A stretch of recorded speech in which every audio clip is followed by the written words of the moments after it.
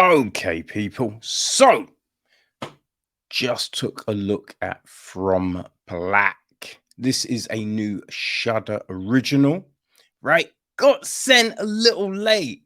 Got sent a little late. So, wasn't able to throw it in last week's episode, but you're getting it now. Okay. It is directed by Thomas Marchese, who co wrote the film with Jessub Flower. It is produced by Marchese, along with Kelly Frazier and Vincent Cardinal. It is executive produced by Anna Camp, Humberto Carrillo, Nina Colocuri, Caesar Macedo, Rick Moore, and James Norrie. It is co-produced by John Ailes and associate produced by Kaelin Bass and Jessub Flower. Luigi Jansen handles the music. Duncan Cole is on cinematography. Kelly Knox handles the casting. Production design is Julie Touche. Set decoration is Dayton Douglas. Costume design, we have Chloe O'Hayan Crosby. Hair makeup, we have Melissa Oteri. And our cast. Well, Cora is played by Anna Camp. Detective Bray is played by Jennifer Lafleur. Cora's ex Wyatt is played by Travis Hammer. Abel, the leader of the self-help group, is played by John Ailes. Richie Montgomery even is the kidnapper. Noah, Cora's son, is played by Eduardo Campirano. The other deputy officer is Nicholas Marchand. And Deputy Simmons is played by Alicia S. Mason. Yeah, that's about it. Now, the gist is this: a recovering drug addict, desperate for closure and saddled by crushing guilt after the disappearance of her young son, is presented with a bizarre offer to learn the truth about what happened and set things right. If she is willing to pay a terrifying price, how dark is she willing to go for a chance at redemption? So, yes. Now, I don't know if you would really call it redemption. Feel me? Because it looks like it's more she wants a restart, right? Now, we open up with Bray, Detective Bray, going into this house, and there's just carnage, right? It's dark. We have this ominous music playing, obviously, right? Those are the tropes. And there's just blood and debris all over the place, right? And you just hear on a like a phone call. So we got this phone call kind of playing along with the music, and it's just like, oh, I just stabbed someone. Come, please, quick. And just all of this. As I say, it's really hard to hear. There's a lot of stuff in the film with someone's talking quiet, and it's very difficult to make out some of that stuff. But yeah, this is said, right? And there's just all of this stuff. The house is empty though, right? And then we jump to a police station. Another officer is talking to Bray, and she's just like, "Oh, it's Cora's house, but it's not her blood." So it's just like, ooh, what is going on? Right? Obviously, a murder has happened, but why and who? Those are the questions. So the film, it's jumping all over the place, right? As we get her in prison talking to Bray, right? Cora talking to Bray, who it's alluded to that she's her sister, but it's not very clear, right? It's not overly clear. And so we have the police station scenes, and then we have flashbacks to Cora's past life when she was like a drug addict, and then her trying to get her life back together. Right? So that's what the film is doing. We see her and her ex Wyatt strung out, just lying there, in a place, just fucked off their heads, people. Which is all fine, you know. But I mean, one of those things, like people who are like so deep down a rabbit hole on drugs, there is a look. It's not just having someone act like, oh, they're all out, like, oh, what's going on? Oh.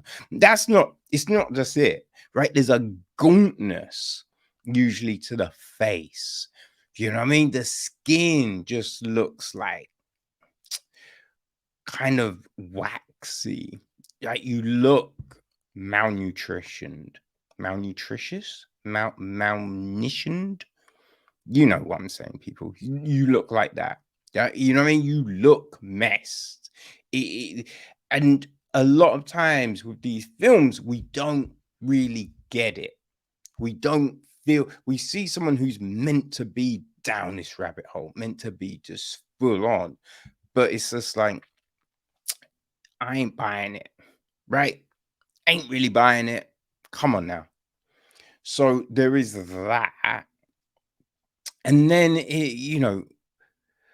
we like there's information that you're given, like she just quit, right? When her son got kidnapped. But yeah, you're kind of wondering, like, really? Like, look, that's a traumatic thing.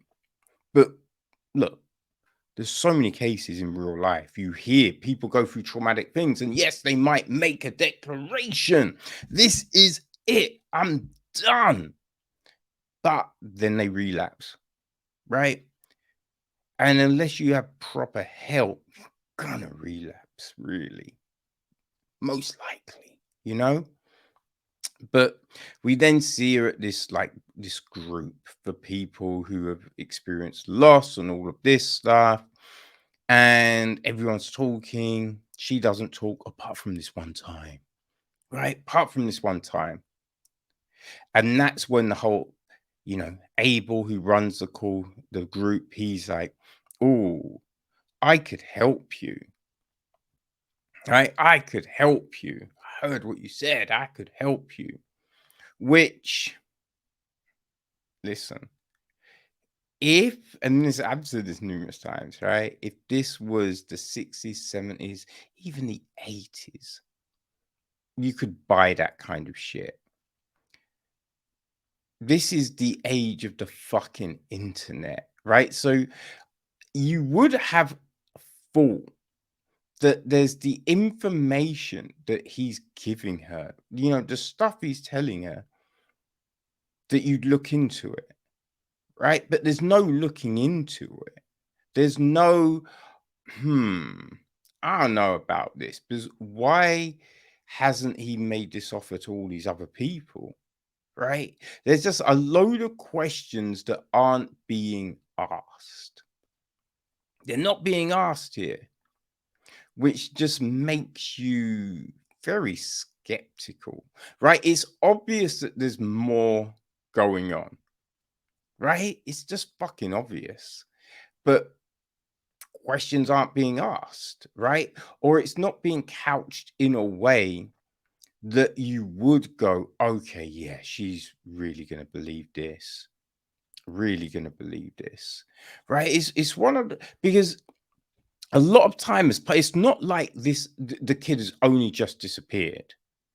You know, I think it's been at least a year. I think it's been even longer than a year, right? So, you know, she's now clean.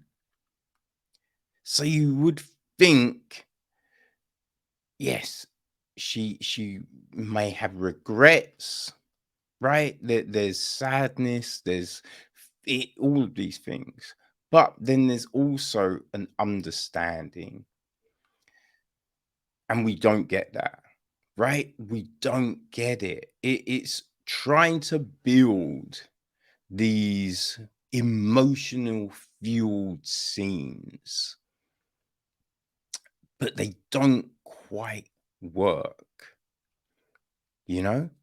It's funny when you get the, you know, when police go to someone and they could arrest them, but for some reason it's just like, you know what, I'm gonna give you a break. I'm not gonna, and it's just like, but why wouldn't they? You know what I mean? Like why would they give that person a break? Right? It's not like they're friends or, you know, it's probably better if they do arrest a person, but they just, you know, which you're just like, huh? Is a supposed restraining order against someone who violates it, does some shit, right? Which would surely, if you have a restraining order, you're in fear of something, right? And then when they break it and do this thing, you'd think, okay, right? Someone's gonna, and then they don't. Makes no, so it's just, why did you even put the order there? Like, what was the point?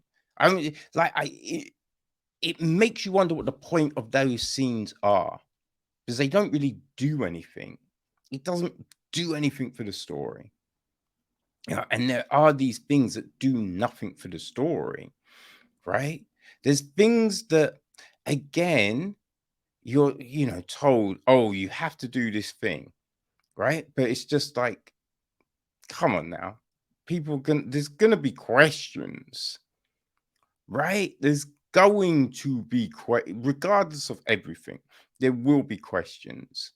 You know, we have that thing where you have someone just who basically gaslight someone into doing shit, right? It's just shouting and where you're just like, you know what? Fuck you. I don't have to listen to you, right? But that's the problem. There's these leaps of faith that you have to make, but with no real substance behind them, right? There's nothing there to make you go, oh shit, I can see why this would happen, right? This makes perfect sense. You know, you're given clear instructions on something and then you violate that thing, but then nothing really happens. You know, there's so many odd parts of this story, you know, that I can see what they were trying to do, but I just don't necessarily think it's as tight as it could be, which is interesting, right? Because Thomas Marchese supposedly was a police officer, right? Or a detective something. I think he worked in narcotics. So you'd think that the procedural things would be a bit clearer and tighter, but they're not. They're not really, you know, and you know, there's things that are set up like at the very beginning that when you see these flashbacks, like it still doesn't coincide with the things that you've heard, right? So it's just like, well, if that's being said, then when did that happen? Right? You're not seeing it. You're not, yeah. It's I don't know. It's an odd one. It's an odd one, right? Valiant attempt. There are some creepy moments, right? There are a few creepy moments for sure, but too heavy on the atmospheric music, right? To go feel this right now, you know, too much kind of trying to be dramatic, but without the substance, the scaffolding for the emotional impact. Unfortunate. Unfortunate. But people, it might be for you. You know what I mean? So I say, right? You know, it's kind of similar to stuff like The Sun, but I kind of feel that's had a little bit more substance to it and made a bit more sense, you know, like things like Leave that we recently looked at. Again, I'd say that, you know, that attachment, you know, it just, the story works a bit better in those films. But if you like those films, then yeah, this, you know, could work for you. You know what I mean? Right? It's now available on Shudder. Right? So if you are a horror fan looking for a little hit, then yeah, From Black could work for you, people. It could work for you. So it's out now. Enjoy. Let me know what you think, right? You might have a completely different experience. So, yeah, leave a comment, people. Let me know. Hit me up. All right. Peace.